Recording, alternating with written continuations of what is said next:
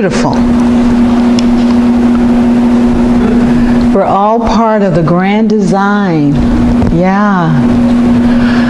Oh, it's so good to see everyone. I had a fun time last Sunday in Lansing, Michigan. My great nephew was graduating from high school, and family came from all over the country to support him and celebrate his accomplishments. So yes, it's all part of the grand design. So when we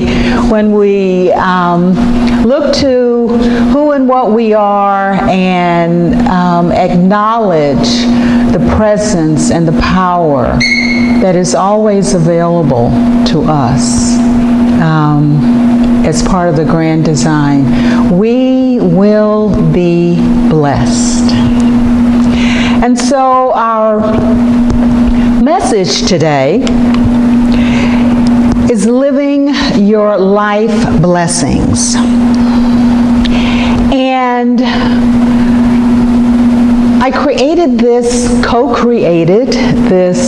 message with the divine, of course, before I knew what the daily word was going to be.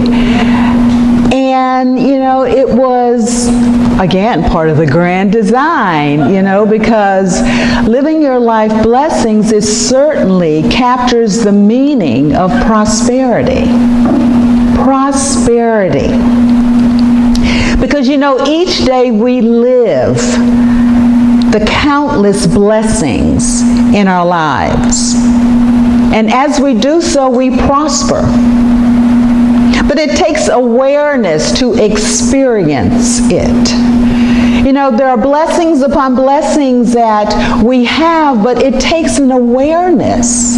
Because there are often times when we are not aware of the blessings that we have, that we indeed are available to us. So it takes an awareness for us to experience them, being aware of our environment, being aware of the beauty,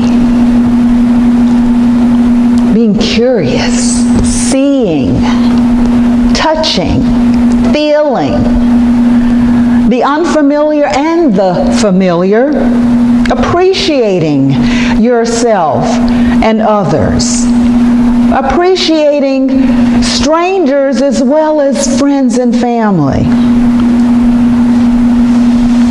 Folks who may look like you, folks who may talk like you, think like you, or not. But it all requires awareness. In my view, living is multidimensional. I think you would agree with me. Living is dynamic. It's not static. Even if we want it to be so, it is not static. There's always a flow to living. When we live, we open up ourselves to receive. And the same is so for giving. When we give of our time, our talent, our treasure, we open up ourselves to receive our countless blessings. Living, true living, is a flow. It's a natural flow to prosperity. But as I said, it takes awareness to experience it.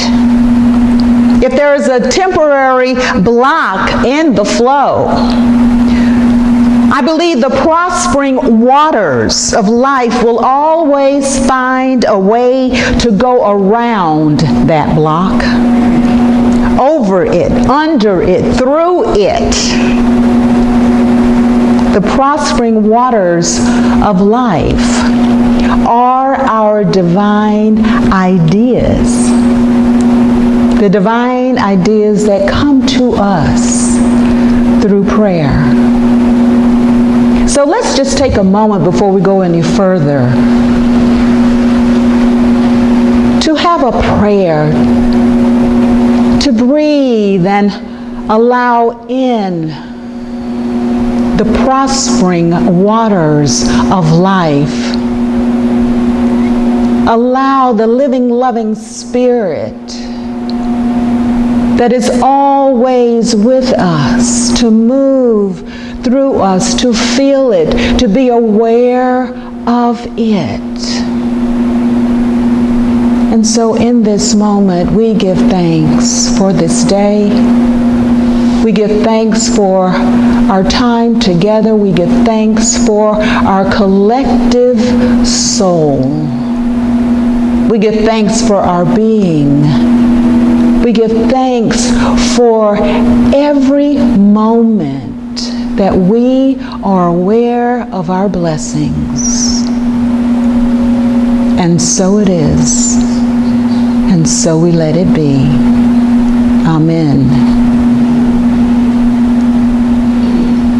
Just a moment in prayer, it doesn't have to be long, can clear out any negative thinking, any undesirous feelings.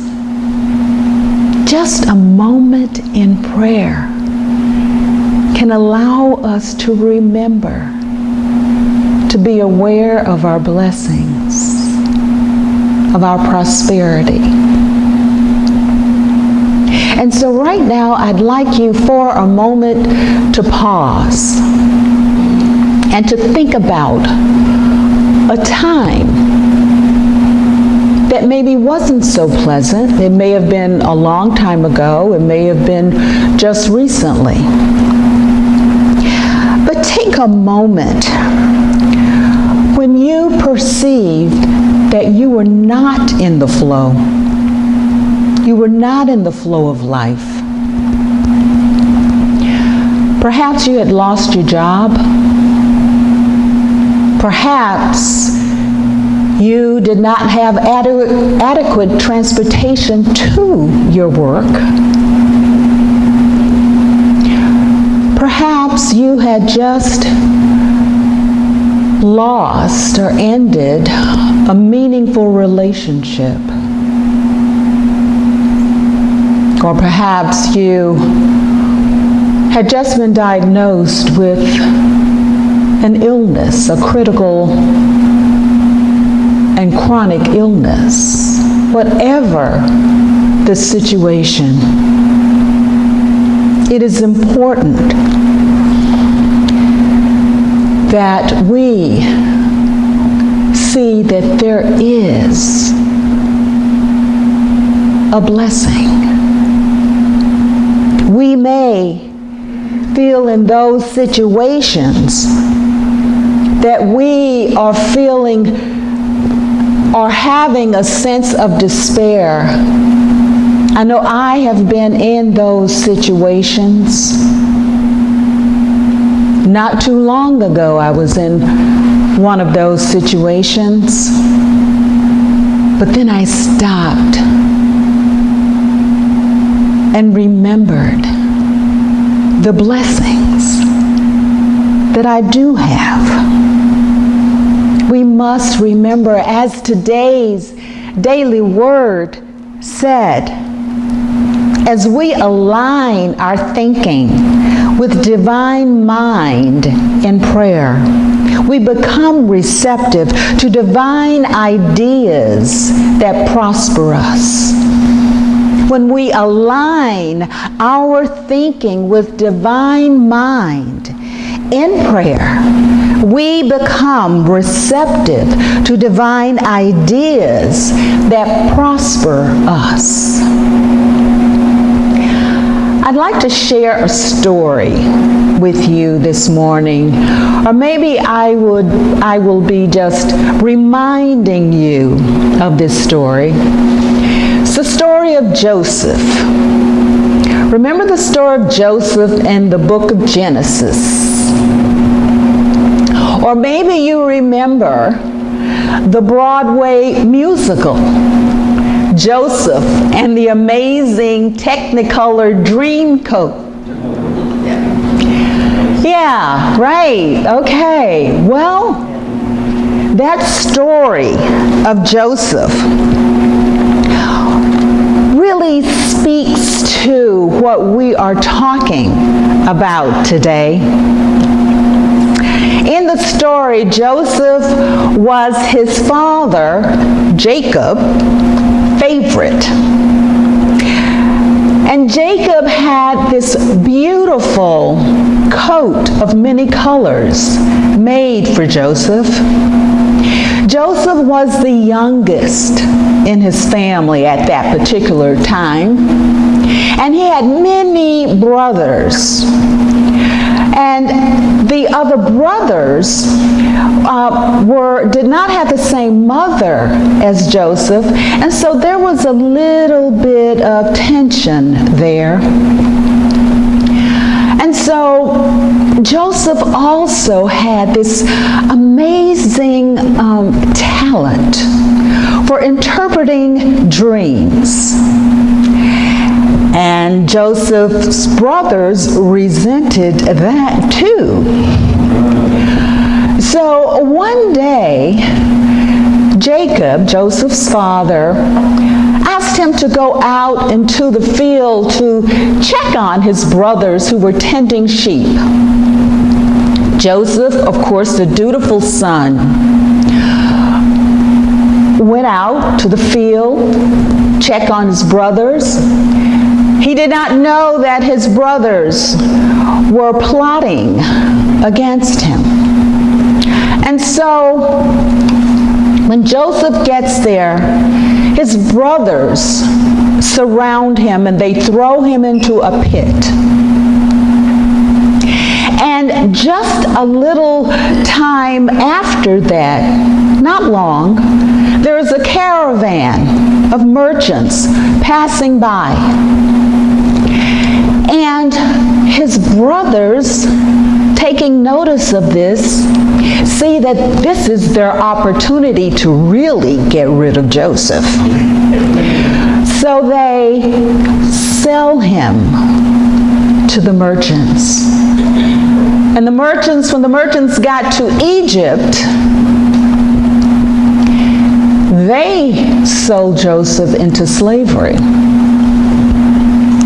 Hey, they were merchants. Joseph was a commodity. So they sold Joseph into slavery. Joseph did not let that get the best of him. He continued to be the kind-hearted child of Jacob and Rachel that he always was.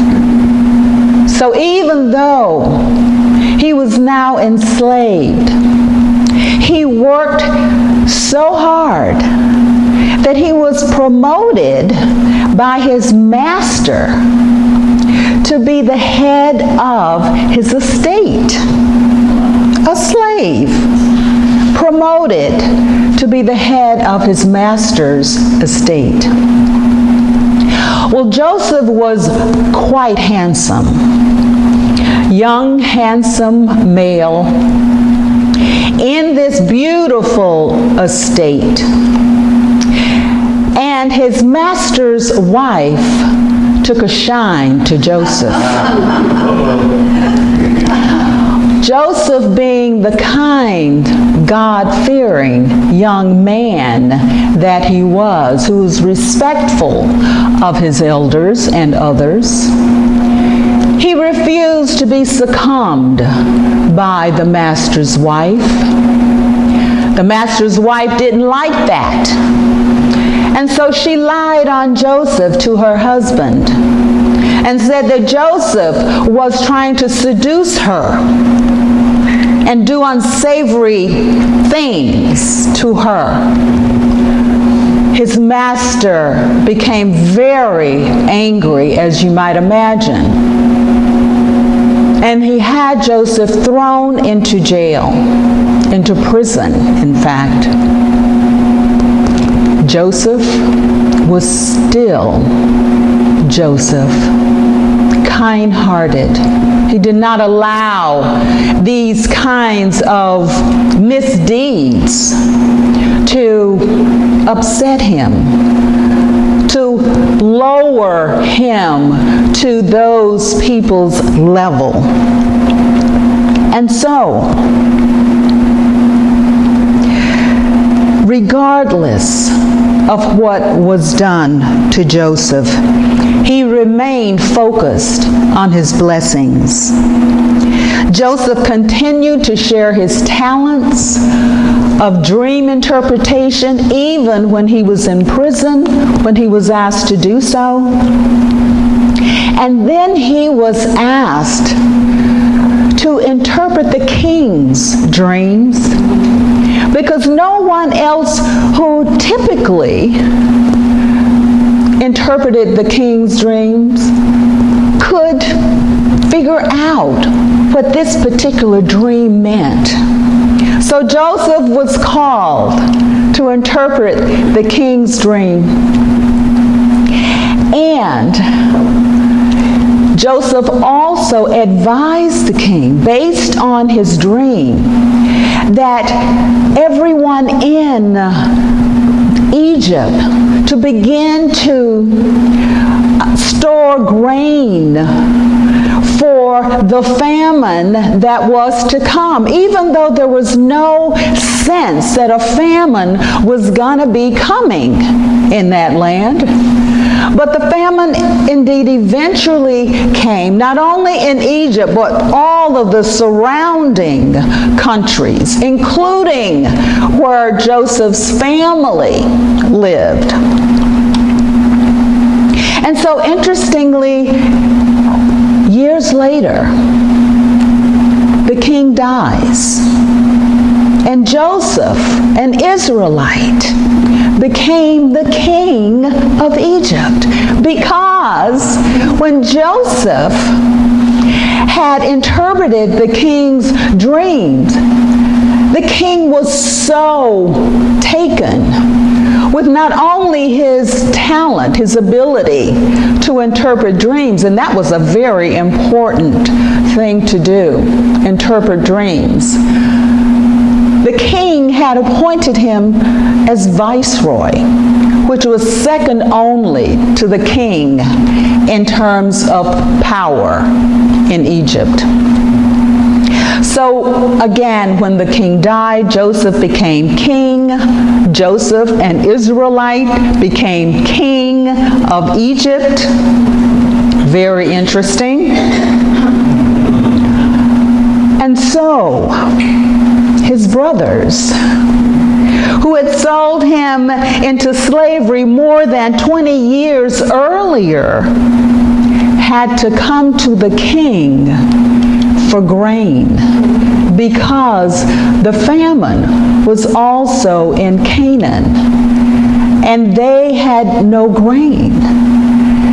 And so they were at a point of maybe starving, and maybe their sheep would starve as well. So they needed grain. Little did they know that their brother was the king. When they saw him, he had grown a beard, and they did not recognize him. But of course, Joseph recognized them. But Joseph continued to be the kind-hearted, God-fearing, respectable, and respectful person. The story of Joseph is an amazing account of how one can live life's blessings despite the blocks on their journey. Each of us is on our own journey, and it is up to us how we choose to navigate it. When we open up ourselves, we receive. When we give of our time, talent, and treasure, we receive. Joseph continued to give to others despite being sold into slavery, thrown into prison, and enduring other major hardships in his life. Dream interpretation was a talent that he had and a blessing that he generously shared with others. And by doing so, along with his focus on love rather than hate, he was rewarded with a life of tremendous prosperity that included great responsibility, leadership authority, financial wealth, and the blessings of a loving family. So, my friends, how are you living your life blessings? Are you allowing the blocks in your life flow to prevent you from being aware of the blessings that you have? Do you perceive mistakes as permanent barriers to your good? Recently, I read an article online, the Daily Ohm, and that article said in part, and I quote, "A simple shift in attitude can help us recognize and unearth the hidden potential for personal and outer world fulfillment in every event, every relationship, every duty, and every setback." You can use every setback as a stepping stone to your next blessing. Or better yet, you can see that setback as a blessing that it probably is. It is our attitude that often makes the difference. Is it a setback or is it a blessing? Last year, many of you know I had a health setback, but I also captured the opportunity to perform the marriage ceremony of my granddaughter, Jasmine, and to her fiance, Jack. Some of you met them when they came here the day after their marriage ceremony. But let me tell you what happened before that. Because of that health setback, I could not fly to New York where they lived to perform the wedding. Because the wedding was going to be in Central Park. My oncologist said to me, he strongly advised me not to fly because of my weakened state. And I would be susceptible to even more things out in the air. So I called my granddaughter, Jasmine, and I was very tearful. I was really upset. And I told her that I was not able to fly out to conduct the marriage ceremony. And Jasmine said, "Grandma, if you can't fly to us, we will fly to you." Yes.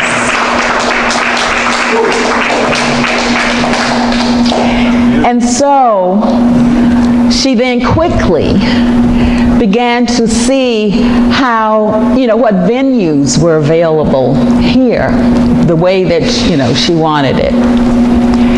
And so she and Jack flew out here.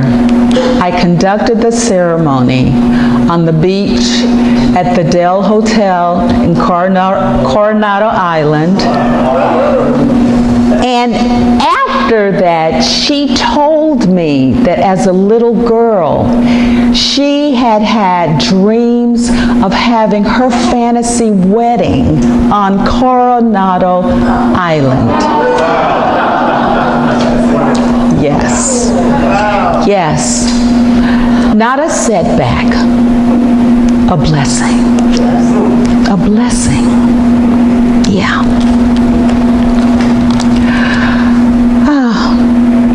So how are you living your life? Are you aware that what appears to be a setback may be the blessing that you've been dreaming of all your life? Are you seeing the setback as a stepping stone to your blessings? A simple shift in attitude can help us recognize our blessings. Living from an attitude of gratitude, love, and forgiveness as Joseph did in the book of Genesis demonstrates where our true power and prosperity resides.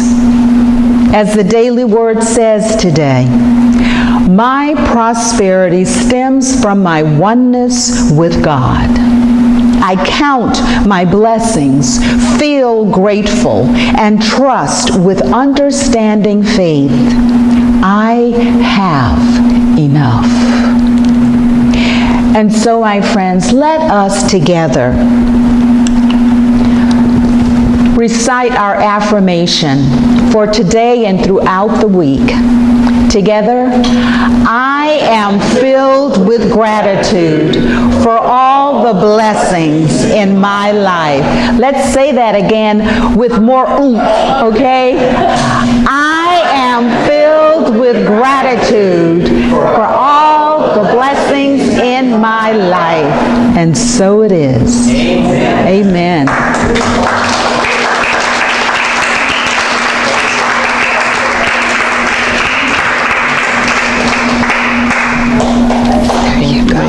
There you go.